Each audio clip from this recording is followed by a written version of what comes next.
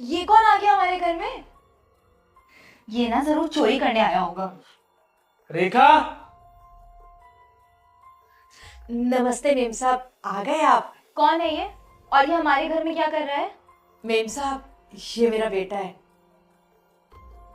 तुम्हारा बेटा है तो हमारे घर में क्या कर रहा है? बात ये है कि अरे बोल आगे। साहब, मेरा बेटा कल ही गांव से आया है, क्योंकि इन दिनों गांव में बहुत बारिश पड़ती है और हमारा घर कच्चा है तो उसमें पानी आने लगता है। तो वहां पे पढ़ाई तो दूर, बारिश के दिनों में रहना भी मुश्किल हो जाता है। पढ़ाई? कैसी पढ़ाई? साहब, मेरा बेटा आईएएस एग्जाम की तैयारी कर रहा है। आईएएस की तैयारी हो रही है? नहीं भैया, किसी से ऐसे बात नहीं करते। सॉरी बहन। और 2 महीने बाद इसका एग्जाम है मेम साहब, बस इसीलिए मैं इसको अपने साथ में लेकर आ गई। मेम साहब, मैं आपसे माफी चाहती हूँ, आपकी इजाजत के बगैर मैं अपने बेटे को पढ़ने के लिए यहाँ ले आई। रजनीश, तुम घर जाओ और कमरे में ही पढ़ाई करना। पर माँ, वहाँ तो बहुत शोर होता है लोगों का, बिल्कुल भी ध्यान नहीं लगता। जिसको तैयारी करनी होती है ना, वो कहीं भी कर लेता है। ठीक है मैम। रुको, किसी को कहीं जाने की कोई जरूरत नहीं है, ये यहीं बैठकर पढ़ सकते हैं। क्या सच में? हाँ। अरे तुम वहां क्यों खड़े हो? इधर आओ और हमारे साथ बैठो।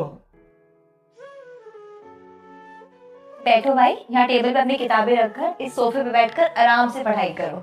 तुम बिल्कुल मेरे भाई जैसे हो। जी मैम साहब। तुम्हें सारे कॉन्सेप्ट्स तो क्लियर है ना पढ़ाई में? जी, कुछ टॉपिक्स हैं जिनमें कठिनाई होती है। अच्छा। हेलो, रोहन जी एक लड़का है, बिल्कुल मेरे भाई जैसा है। वो पढ़ाई में बहुत टैलेंटेड है। वो आईएएस एग्जाम की तैयारी कर रहा है, पर उसको कुछ टॉपिक्स ना क्लियर नहीं है, तो वो कल से आपके यहाँ आएगा क्लास के लिए। जी ठीक है, मैं रखती हूँ। बहुत बहुत धन्यवाद बहन आपका। मेम साहब, ये लीजिए और मुंह मीठा कीजिए। क्या? पर मिठाई क्यों लाई हैं आप? मेम साहब, मेरा बेटा आईएएस बन गया है